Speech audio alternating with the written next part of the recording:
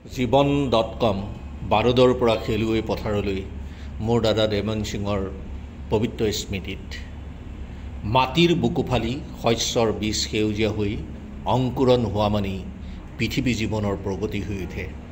মানুহেই সেই প্ৰগতিৰ ধাৰক বাহক হৈ আকাশ আৰু মাটিৰ সম্পৰ্কৰ বৰষুণজাকক বুকুৰ উমেৰে হৃদয় আৰু মগজুক সংপৃক্ত কৰি মাটিৰ ব্যাখ্যা কৰে, সংজ্ঞা বিচাৰে। ডাৱৰ, বৰষুণ আৰু ৰ'দৰ নান্দনিক সংস্পৰ্শত জিলিকি উঠা সাতৰঙী ৰামধেনুৰ হৃদয়ক বুকুত খেপিয়াই ৰঙৰ উল্লাসত উন্মাদ হয়। বামুণ ভেকুলীবিলাকৰ চিঞৰ শুনিলেই উন্মাদ হৈ উঠে খেতিয়কৰ হৃদয়ৰ বলুকা। মোৰ দাদা দেৱেন সিঙে মাটিৰ আজন্ম বাক প্ৰতিমা হৈ কৰ্ষণ কৰিছিল বীজবোৰক জীৱনৰ মৰ্যাদা দিবলৈ, শস্যৰ সেউজীয়াৰে বলিয়ান কৰিবলৈ। বৰষুণৰ প্ৰতীক আছিল তেওঁ। শৰীৰত সামৰিক বাহিনীৰ পোছাক পিন্ধি দেশে বিদেশে ভাৰত ৰাষ্ট্ৰ নিৰ্মাণৰ কামত সেৱাৰে দুভৰি দ্ৰুতগামী কৰি ৰাখিছিল যদিও আমাৰ পেটৰ ভোকৰ আকাশ নিৰ্বাপনৰ বিৰল চেতনা এটাই দেৱেন সিঙক নিৰন্তৰ আকহি আছিল। সামৰিক বাহিনীৰ কামত যোগদান কৰাৰ আগত ছুটিৰ সময়ত গাঁৱলৈ আহোঁতে আৰু অৱসৰৰ পিছত গাঁৱৰ বোকা মাটিৰ পথাৰখনৰ চকুবোৰ বিচাৰি ঘূৰি ফুৰিছিল পথাৰৰ চৌকোণত। তেওঁৰ হাতত লহপহকৈ বাঢ়িছিল মৰাপাত, ধান, কুঁহিয়াৰ আৰু সৰিয়হৰ বিনন্দীয় শৰীৰৰ দৃষ্টিনন্দন জীৱনকাল। নদী হাৰিয়াৰ বুকুত খৰালি বাঙি মাছৰ চুঙাৰে ধৰি আনিছিল নদীক উৎসাহ দি থকা বাঙি মাছবোৰ। আকাশ আৰু মাটিৰ সংস্পৰ্শৰ বাবে প্ৰাৰ্থনাত মগ্ন আছিল বৰষুণৰ। দেৱেন সিং আছিল মাটিৰ প্ৰেমিক, গ্ৰাম্য জীৱনৰ বৈষ্ণৱ বিনয়ৰ সৰল মাত, মাটিৰ অনুবাদক, মাটিৰ অনুশীলন আৰু সেই অনুশীলনৰ গৰ্ভত বীজৰ গতিবেগক প্ৰগতিৰ ধাৰক বাহক ৰূপে মাটিৰ চকুক মানুহৰ বুকুৰ মাটিমণি কৰাৰ দুৰন্ত সাধকজনৰ হাত আৰু ভৰিত আছিল মানুহৰ সমাজৰ প্ৰগতিৰ স্পিত আকাংক্ষা। নামঘৰৰ দবাকাঁহৰ শবত, গায়ন বায়নৰ তালখোলৰ নিনাদ, সূত্ৰধাৰৰ ভাওনা বৰ্ণনা, গুৰুদ্বাৰৰ আদ্ৰাছৰ সুৰে সুৰে জলাহৰ পৰা ঘৰলৈ খেদি অনা গৰুৰ জাকৰ গৰখীয়া মাত হৈ জীপাল কৰিছিল সন্ধিয়াবোৰক। মুখত লাগি আছিল নিৰন্তৰ মাটিবিলাসী চৰিত্ৰৰ শিশুসুলভ স্নিগ্ধ হাঁহিৰ বিলাস। অকপতে দুখ আৰু যাতনা পান কৰি খাইছিল তেওঁ মানুহৰ বিষাদৰ যাতনাবোৰ। আমাৰ ভোকৰ নিন্দাবোৰ দূৰ কৰিবলৈ কৰিছিল জীৱনৰ কৰ্ষণ, আমাক মানুহৰ উৎসৱ উদযাপনৰ মাতেৰে তিতাবলৈ। দেউতা চৰণ সিঙৰ ভৰিৰ খোজে সাবতি থকা গ্ৰাম্যবিলাসৰ বিনন্দীয়া মনোৰম মনোহৰ কথক কলাক পথাৰৰ বাটেৰে শস্যৰ শৰীৰত এককাল পানীত গাগিনীয়ে পানী জোখা দিনকালবোৰক দাদাই সাবতি লৈছিল। গাঁওখন তেওঁৰ উশাহ আছিল। গাঁৱৰ অলি গলি চুবুৰী সকলোতে তেওঁৰ ভৰিত লাগি থকা মাটিৰ ঘ্ৰাণে আমৃত্যু পৰ্যন্ত তেওঁক উন্মাদ আৰু উদ্বেগ কৰি নতুনক চাব পৰাকৈ চকুক প্ৰশস্ত কৰি ৰাখিছিল দূৰ দিগন্তলৈ। মোৰ জীৱনকালত মাটিক মই জীৱনৰ সৰ্বোচ্চ সম্পদ বুলি গণ্য কৰি আহিছোঁ। এই মাটিক প্ৰগতিৰ বাটেৰে বিজ্ঞান সভ্যতা কৰাৰ ৰঙক প্ৰসাৰিত কৰি আহিছে মানুহে। মানুহ, মাটি আৰু সভ্যতাৰ বিশ্বকৰ্মা। এই জীৱনৰ মৰ্যাদাৰ মৰ্ম শিকাইছিল মোক দেউতা, আই আৰু মোৰ দাদা দেৱেন সিঙে। তেওঁলোকৰ জীৱন চেতনা চান্দসিকভাৱে জীয়াই আছিল মাটি, গাঁও, গছ, মানুহ, নামঘৰৰ ভক্তিমাতৰ মিলনসুৰ, মানুহপ্ৰীতিৰ মানৱতা আৰু শস্যৰ জীৱনকালত। সেই জীৱনকালৰ সম্ভ্ৰান্ত মৰ্যাদাৰে মই জীৱনৰ বাৰম্বাৰতাক মানুহৰ মাজে মাজে লৈ ফুৰিছোঁ। মাছ ৰাতি নামঘৰত অসুৰৰ হুংকাৰে ভাওনাত ত্ৰস্তমান কৰা বিম্বাসৱত ভয়ৰ বুকুবোৰ দাদাৰ কোলাত সাবতি ধৰি কৃষ্ণ প্ৰৱেশৰ মুহূৰ্তলৈ লৈ আহিছিলোঁ দুচকু মুদি। দাদা দেৱেন সিঙে কৃষ্ণ প্ৰৱেশৰ সাৱলীল তালখোলৰ গায়ন বায়নৰ সংস্কৃতিৰ সুৰে সুৰে জোকাৰি দি অসুৰ বিনাশৰ কাল মুহূৰ্তক চাবলৈ উৎসাহিত কৰিছিল। গাঁও এৰি মই কলৈকো যাব নোৱাৰোঁ, এই পৰিভাষাৰ মৰ্মমাত বুকুত ৰোপণ কৰি গৈছে মোৰ দেউতা, আই আৰু দাদাৰ লগতে গাঁৱৰ অনেক কৃতদিধিমান বয়োজ্যেষ্ঠজনে।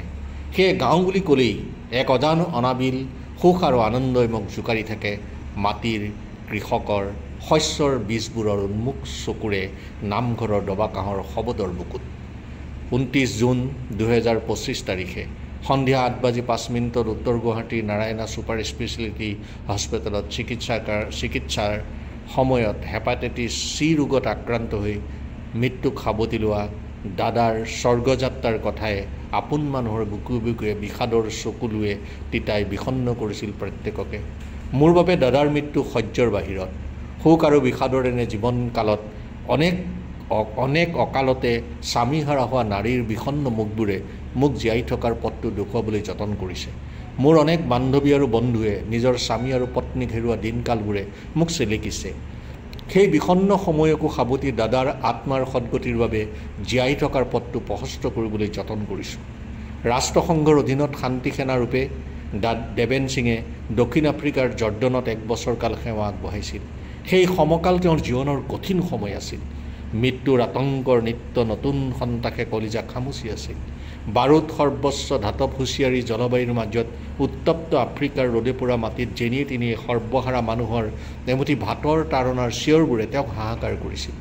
বিদ্যালয়লৈ যোৱা কণমানি যুৱকজনৰ পিঠিত ওলমাই দিয়া হৈছিল AK-47। হাতত কিতাপ, পিঠিত অস্ত্ৰ, কি ভয়ানক জীৱনকাল। পথাৰ বিচাৰি আফ্ৰিকাৰ মাটিত দাদাই জীয়াটো বগিছিল। ক'ৰবাত ক'ৰবাত কপাহ খেতি, ধান বা ঘেঁহুৰ শৰীৰ বিচাৰি ব্যাকুল হৈছিল তেওঁ। পথাৰ, তপত, অৰণ্য সকলোতে সেনাৰ পদচালন আছিল ব্যাপক। এইবোৰ দাদাই মোক নিয়াৰিকৈ বৰ্ণনা কৰিছিল।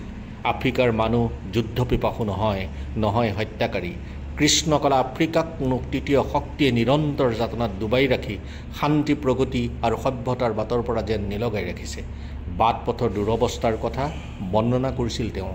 এবটল খোৱা পানীৰ আকাশ চুব পৰা নামে চকুত বিষণ্ণ বিষৰ জন্ম দিছিল। এক কথাত আফ্ৰিকাৰ বিস্তীৰ্ণ অঞ্চল জীৱনৰ সৌন্দৰ্যৰ পৰাই যেন হেৰাই গৈছিল। দৈনন্দিন ব্যস্ত কৰ্মপ্ৰণালী, সামৰিক শাসনৰ খোজকাতাল, এইবোৰৰ গৰ্ভেৰে মানৱীয় প্ৰমূল্যৰ বহল আকাশখন চাব পৰাকৈ চকুত নাছিল তেওঁৰ পৰ্যটকৰ চকু। সন্দেহ, অবিশ্বাস, ভয় আৰু আতংকৰে খেদি পৰিছিল দাদাহঁতক। দাদাৰ মুখত এনে বৰ্ণনা শুনি বুকুত কঁপনি উঠিছিল। মাটিপ্ৰিয় মানুহজনে খেলুৱৈ শস্যৰ ৰং বিচাৰি মোৰ চেনেহৰ গাঁও বৰকলাত যেনিয়ে তেনিয়ে ঘূৰি ফুৰিছিল। সেই মানুহজনে আফ্ৰিকাৰ মাটিত খোজকাঢ়ি ফুৰিছিল বাৰুদৰ চামনিৰ ওপৰত। জীৱনৰ সেই কঠিন সমকালে দাদাক বহু কথাই শিকাই থৈ গ'ল। ৰাজনীতিৰ নিমিলা অংকৰ পাটিগণিত কেনেকৈ জটিল জ্যামিতি হ'ল, সেই কথা দাদাই কৈ যাওঁতে ৰাজনীতিয়েই কেনেকৈ আমাৰ জীৱন বিপন্ন কৰি তুলিছে সেই উপলব্ধিয়ে বুকুত সৃষ্টি কৰা মানুহ সম্বন্ধে, ৰাজনীতি সম্বন্ধে অভিব্যক্তি জীৱনৰ বুকুত জটিল হৈ পৰিল। আফ্ৰিকাৰ মাটিৰ বিৰল যুদ্ধমাতক দাদাৰ শৰীৰৰ অভিব্যক্তিত যেন তেজ পৰি সন্মুখৰ পথবোৰ যেনিয়ে তেনিয়ে ৰাঙলী কৰি তুলিছিল। আফ্ৰিকাৰ সেই বিষণ্ণ দিনবোৰৰ বুকুৰে তেওঁ বিচাৰি ফুৰা পৃথিৱীখন অৱসৰৰ পিছত গাঁৱলৈ আহি পথাৰে পথাৰে বিল, খাল, নদী, জলাহ, গছ, নানান চৰাইৰ বুকুত চকু ধৰি আনন্দত আহ্লাদিত হৈ উঠিছিল। বাৰুদক কাহানিও মাটিৰ ঘৰৰ বাসিন্দা কৰিবলৈ নিদি মাটিক শস্যৰ সহোদৰ কৰিবলৈ নিজেই মাটি কৰ্ষণ কৰিছিল। সেই কৰ্ষণেই তেওঁক মাটি আৰু পথাৰৰ সেৱক ৰূপে জীৱনৰ উন্মাদনৰ উন্মেষ ঘটাই গ'ল। বৰকলাৰ ভোগদৰাতিৰ শ্মশানত দাদাৰ নিথৰ দেহটোক চিতাত তুলি জ্বলোৱাৰ সময়ত চকুক বিশ্বাস কৰিব নোৱাৰাকৈ জিলিকি উঠিল শীষ, কোচ, লালুং, মুচি, হীৰা, যোগী, কবৈত্য আদি জনগোষ্ঠীয়ে হাতে হাতে কাঠবাঁহ লৈ চিতাত জাপি প্ৰাৰ্থনামগ্ন মুখেৰে তেওঁৰ আত্মাৰ শান্তি কামনা কৰি জুইত দেহটো সঁপি দিছিল। বৰকলাৰ এই সমন্বয় মোক চিৰদিন প্ৰভাৱিত কৰি থাকিব। বৰকলাই এই পথক মনত নপৰা দিনৰে পৰা ককা আজু ককাহঁতে চিকুণাই আমাক চহকী কৰি ৰাখিছে। সেই চহকী জীৱনৰ চিতাৰ জুইত দাদাক বিলীন কৰি অনুভৱ কৰিছিলোঁ মাটিবিলাসী মানুহৰ জীৱনৰ কথা। তেওঁক চিতাত জ্বলোৱাৰ সময়ত ইমানবোৰ মানুহ ক'ৰ পৰা আহি সমাৱেশ ঘটিছিল, সিয়ে নতুন নতুন দিনৰ সম্বাদ দি ৰাখিলে। সঁচাকৈ মাটিক বাদ দি কোনো বাদ হ'ব নোৱাৰে। মাটিৰ বাদে জন্ম দিয়ে সমাজবাদ। এই সমাজবাদৰ মানুহ চহকী হ'ব পাৰিলে মানুহ হৈ পৰে ধন্য, গণ্য, মান্য, অনন্য, অতুল্য, অমিতাভ মৰ্যাদাৰ বেনেজীৰ সম্পদ। বৰকলা, তুমি সেই সম্পদৰ সাংস্কৃতিক জীৱনকোষ হৈ থাকা। তোমাৰ এই জীৱনকোষৰ পৰাই বাঢ়ি থাকক গাঁওখনৰ প্ৰগতি, সভ্যতাৰ নতুন খোজৰ প্ৰতিধ্বনি। দাদাৰ মৃত্যুৱে মোক সেই খোজৰ সন্ধান দি গ'ল। দাদাৰ প্ৰেম, ভালপোৱা আমাৰ বাবে আছিল জীৱনৰ ঐতিহ্যৰ ঐশ্বৰ্য। কোনোদিনেই আমাক ভয়ৰ মাজত, কষ্টৰ মাজত সোমাব নিদি নিজেই পান কৰিছিল বিষাক্ত প্ৰেমৰ বিষ। সেয়ে তেওঁৰ আপাদমস্তক মানুহৰ নামতেই গুঞ্জিত হৈ আছিল। মোৰ প্ৰিয় নদী হাৰিয়াৰ বুকুত এৰি দিছোঁ দাদাৰ চিতাৰ সকলোবোৰ চাই। দাদাৰো প্ৰিয় নদীখনে সেইবোৰ সাৱটি গুচি গৈছে পশ্চিমলৈ। তুমি য'তেই আছা কুশলে থাকা, সুখ আৰু শান্তিৰে থাকা, এইয়ে মোৰ একান্ত একাগ্ৰ বিনয়ী প্ৰাৰ্থনা।